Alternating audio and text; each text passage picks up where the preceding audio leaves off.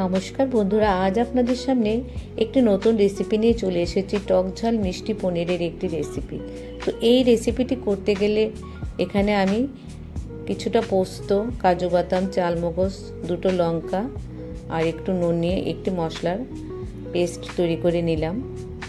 পনিরগুলোকে আমি অন্য দিনের মতো ডুমো ডুমো করে কাটবো না, এখানে আমি লম্বা লম্বা সাইজ করে পনিরগুলো কেটে নিয়েছি। পনিরের মতো ঠিক আলুগুলোও কিন্তু আমি এইভাবে লম্বা লম্বা করে কেটেছি।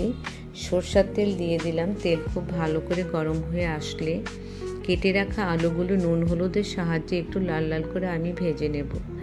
এই রেসিপিটি কিন্তু বন্ধুরা নিরামিষ দিনে খুবই দারুণ একটি রেসিপি, আপনারাও একবার করে দেখবেন।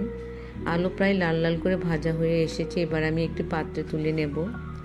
ওই তেলেই আমি পনিরগুলোকেও ভেজে নেব। পনিরগুলো খুব সাবধানে ভেজে নিতে হবে বন্ধুরা, না হলে ভেঙে যাওয়ার সম্ভাবনা আছে।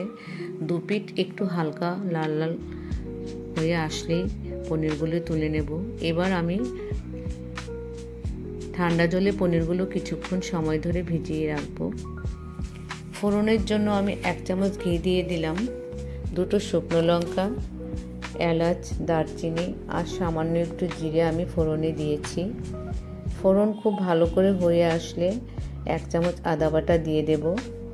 আদা বাটা দিয়ে একটু নেড়ে চেড়ে আমি একটি টমেটোকে পেস্ট করে রেখেছি, সেই পেস্টটুকু এর মধ্যে দিয়ে একটু নেড়ে চেড়ে এখানে আমি মশলা এবার অ্যাড করব। এখানে কিন্তু সম্পূর্ণ নিরামিষভাবে এই পনিরটি তৈরি হয়েছে, পেঁয়াজ রসুন এখানে চলবে না। তো আমি 1 চামচ ধনে গুঁড়ো, 1 চামচ জিরের গুঁড়ো, 1 চামচ কাশ্মীরি লঙ্কার গুঁড়ো, 1 চামচ হলুদ গুঁড়ো আর পরিমাণ মতো নুন দিয়ে সব মশলা একসাথে ভালো করে কষিয়ে নেব। এবার ভেজে রাখা আলুগুলো আমি এর মধ্যে দিয়ে মশলার সাথে আলুগুলোকে খুব ভালো করে কষিয়ে নেব। এবার আমি বেটে রাখা সেই পেস্টটি, কাজু বাদামের পেস্ট, সাথে আমি চালমগজ, পোস্ত সব কিছু দিয়ে করে রেখেছি, সেটি দিয়ে দিলাম। এবার এখানে 2 চামচ টক দই আমি দিয়ে দিলাম। যেহেতু টক ঝাল মিষ্টি আজকের এই রেসিপি, তার জন্য সব কিছু এখানে পরিমাণ মতো দিতে হবে। ভালো করে নেড়ে চেড়ে নিয়ে এখানে আমি জল অ্যাড করব। জল অ্যাড করার পর একটু ভালো করে নেড়ে চেড়ে আমি 5 থেকে 6 মিনিট আমি ঢাকা দিয়ে রাখবো। 1 চামচ চিনি দিয়ে দিলাম আর কিছুটা লেবু রস আমি এর সাথে মিশিয়ে দিলাম। এবার 5 থেকে 6 মিনিট আমি ঢাকা দিয়ে রেখে দেবো, এতে করে আলু প্রায় সেদ্ধ হয়ে যাবে। আলু আমার এখানে ভালো করে সেদ্ধ হয়ে এসেছে।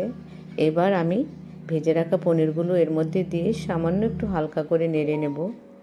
পনির দেওয়ার পর কিন্তু বন্ধুরা বেশিক্ষণ আর ফোটানো চলবে না, তাহলে পনির ভেঙে যাবে। 2-3 মিনিট ঢাকা দিয়ে রাখলেই চলবে।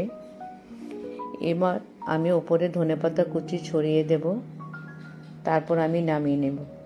এই রেসিপিটি যদি আপনাদের ভালো লেগে থাকে বন্ধুরা, তাহলে অবশ্যই একটি কমেন্ট করে জানাবেন। আর আপনাদের কাছে আমার একটি রিকোয়েস্ট রইল, এই রেসিপিটি একবার করে খাওয়ার জন্য। কেমন হয়েছে বন্ধুরা অবশ্যই কিন্তু আমাকে একটি কমেন্ট করে জানাবেন। ভালো থাকবেন, সুস্থ থাকবেন, সাবধানে থাকবেন।